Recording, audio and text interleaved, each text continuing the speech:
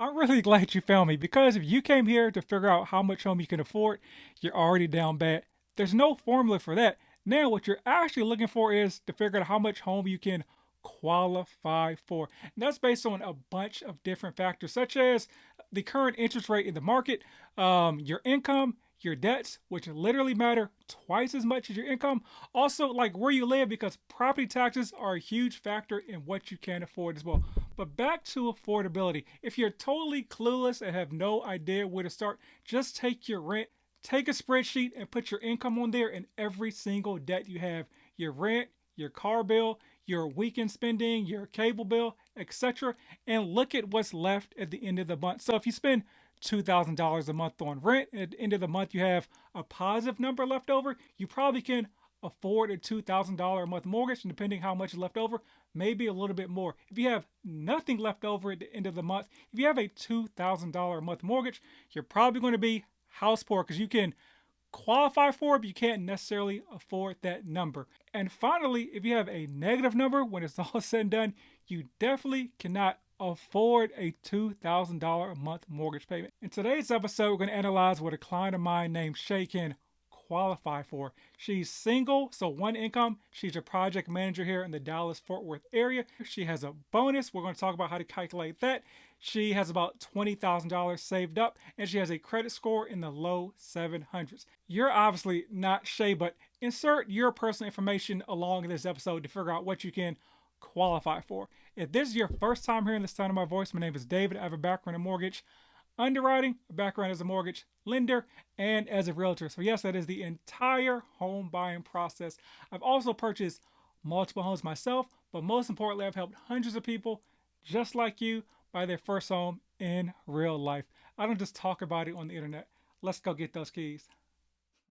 Welcome back to House Rich, the first time home buyer show where we provide you actionable steps in layman terms to buy your first home. Let's get all up in Shay's business and figure out what she can qualify for. When a lender is looking at your credit profile, they look at three major things. They look at your credit, they look at your income in relation to your debts, known as your DTI, and they look at your funds available for the down payment.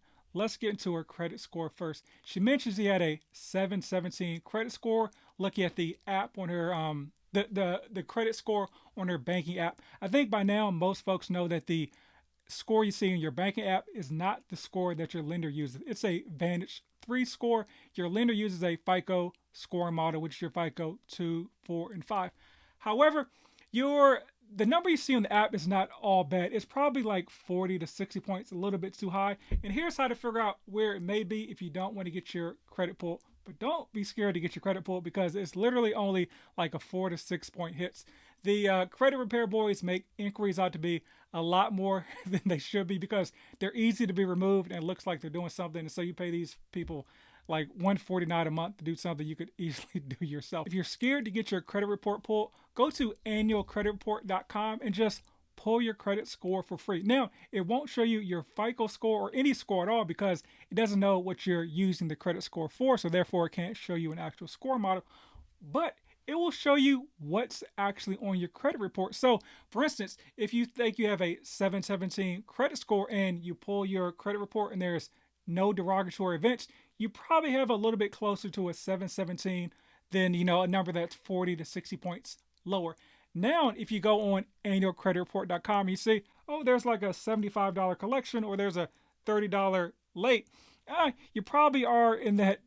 You probably need to subtract 40 to 60 points from your score you see in your bank app to get a more accurate idea of where your credit score is. I always give folks this example. When I was going to go buy a home like 7 years ago, my banking app said I had an 806 credit score. I thought things were all good. When the lender pulled the score, it was only a 680 because I had a $75 collection on my credit report. I ended up paying off that $75 collection, and guess what? I had them remove the information from the credit report because if you pay off a collection and they don't remove it from your credit report, it does absolutely nothing for you. And then my score literally shot back up to an 806. Back to Shay. Another thing to pull off of your credit report is your monthly finance debts. So when we talk about your DTI, your lender is just looking at debts that were financed. So she had a car payment of $457. But she also has a credit card, and her minimum credit card payment was $37 a month. So you may have more debt you carry on your credit card from month to month, but they're just looking at the minimum payment on your credit card. And she also has a personal loan that is 300, or excuse me, $113 for a total amount of $607 in total finance debts. Now, as I mentioned, your debts matter literally as twice as much as your income, which we'll talk about when we work on the debt to income ratio. But let's get to her income. She makes $97,000 as far as her base salary. She also has a bonus. When a lender looks at your bonus or any non base income, so we're talking bonus, we're talking commission, we're talking overtime, anything that's not part of your base salary or 40-hour work week, they want to see a 2-year history. Now, what if you just started getting bonuses and don't have a 2-year history? You're out of luck. It doesn't matter if you got $1,000 bonus, or excuse me, $100,000 bonus. The lender is not going to use it without a 2-year history. So her bonuses were $10,000 one year and then $13,000 the next. So the lender averages those two numbers out for $11,500 as far as their yearly bonus. Now, what if she went from 13 to 10? Well, the lender does not use an average. In that scenario, they use the lower number because it's just going down. They use the worst case scenario. Now, let's say that she had a $45,000 bonus and then one year she got 10,000. The lender is not using that 10,000, or they may use that 10,000, but with such a huge drop like that, there could be a scenario where the lender's like, we don't like where this bonus or whatever it is hitting. We're not going to use it at all. So if you have a scenario like that where there's a huge drop, make sure you're talking to your lender and explaining that to your lender, and your lender is taking that scenario to an underwriter who's the actual decision maker in this process to determine if they can or can't use that non-base income. So in this scenario, we have a $97,000 base salary, $11,500 bonus. We add those two up, it comes out to $108,500, and we divide by 12 to figure out she makes $9,041.67 a month as far as the lender is concerned. So that's going on the bottom of our debt to income ratio. I'm a realtor in Dallas and would love to help you reach your goals of home ownership. So click the link in the description and just schedule a call no matter where you are on your journey. Not in Dallas? No worries, I can help connect you with a vetted realtor in your local jurisdiction as well. And feel free to share with friends, family, and foes.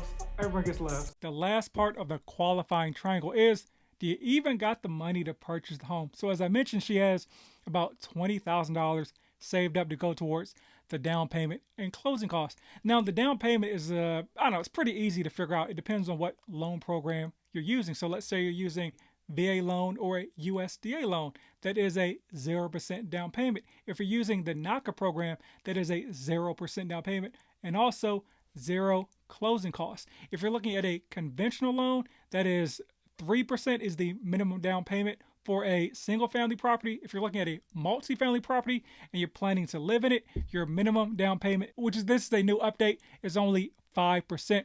If you're looking at a FHA loan, your minimum down payment is 3.5%. That's for a 1, 2, 3, or 4 unit property. Now, here's the part where everybody gets messed up. It is the closing costs. I always see the bogus advice online where it's like, hey, save between 3 and 7% for your closing costs. Horrible advice. Talk to a lender and they'll be able to tell you exactly what that number is, because it's horrible advice. Because if you're looking to buy a $400,000 home, 3% is $12,000, 7% is $28,000. Like, which number do you need to save? For instance, here in the Dallas Fort Worth area, it's about 3.5% of the sales price is what you'll need as far as closing costs. So let's say she was looking at a $300,000 home, 3% of that is $9,000, and then 3.5% of that is $10,500. So she would need about $19,500 in this scenario. So in this case, she would have enough money saved up to go towards closing costs and the down payment, assuming there's no seller concessions or anything like that. All right, now let's work on our debt to income ratio. Your debt to income ratio is your monthly finance debts plus your future mortgage payment divided by your income before taxes. So we figured out what our income is so far. It is $9,041.67 on the bottom of this ratio. We know what our monthly finance debts are. They are $607. So now we need to figure out what our future mortgage payment is. And this is where it's very important to understand the difference between what you can qualify for and what you can afford, because this future mortgage payment may be a number that's a lot bigger than what you can afford, because in this debt to income ratio, as far as the debts, your lender's not factoring in things like child care, what you do on the weekend as far as expenses, not factoring your gambling debts, you're on underdog fantasy or something like that. They're only looking at your monthly finance debts. Or even just look at two people that may have the exact same life, except for one has a kid and one doesn't. So they're not factoring in, daycare, they're not factoring in kids' clothes, not factoring in all this other stuff for people that have the exact same scenario except for having a kid. Now let's solve for X to determine what we can qualify for. For a conventional loan program, your debt to income ratio can go up to 49.99%. So this is the example we're going to use. If you're looking at FHA, it may be 43%, it may be 47%, depending on your profile. With a VA loan, technically there's no cap as far as your DTI, but most likely they're going to want you to be at about 50%. So using the 49.99%, just basic math, you take the $9,041.67, multiply it by the 49.999. So now you know that your total debts can equal no more than $4,511.79.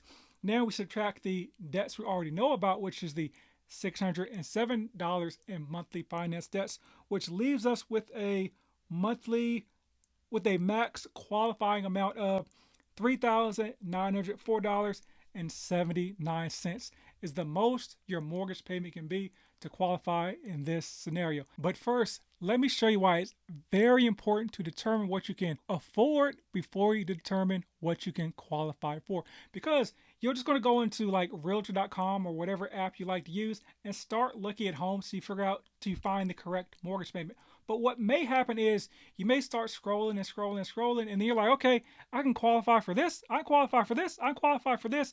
Next thing you know, you're in like the $400,000 price range. You're looking at the nice homes, you're looking at the communities, you're looking at the amenities, you're looking at stuff that's around this home. And then although you may only be able to afford a mortgage payment of about $3,000, you're like, oh, I can qualify for it $3,900. So now you've talked yourself into a number that's probably $900 above where you should be because you saw all this nice stuff. If you start with a monthly payment you can afford and then work backwards to find out the home price, you don't even start looking at those homes that are potentially way above what you can afford. And I have other episodes about how to determine that. But let's figure out what Shay can qualify for. Just go to like Realtor.com and start scrolling through the numbers for homes that you think, hey, I may be able to qualify for this. And then just click on one of them and it'll show you the estimated monthly payment. But don't stop there, because the numbers they put in there are just a little bit fugazi. They always assume you're putting down 20%, which most likely you're not.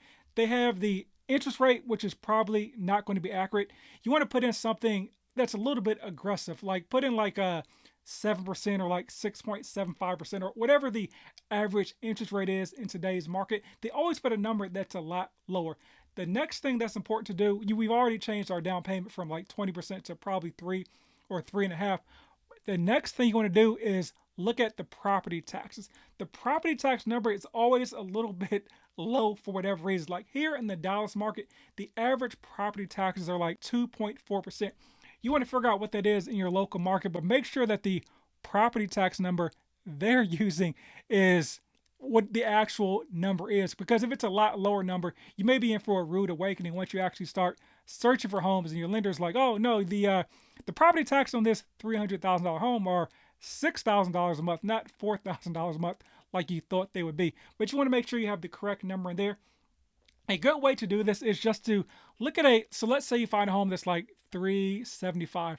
Look at like 4 or 5 homes that are $375,000, and then look at whatever the property taxes are for those properties for like the last 5 years, and take a good average of those numbers in order to determine that. But so we found a home in this scenario that's at 1326 So I can't read what I wrote, Avenue in Dallas. And so that putting in all those numbers comes out with a monthly payment of about $3,708.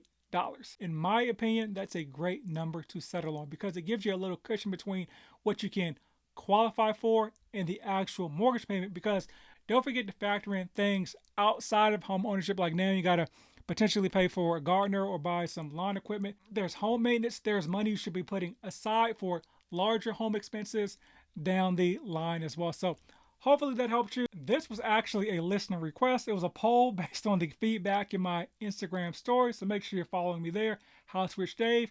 But as always, buy land. Rumor has it they're not making any more of it.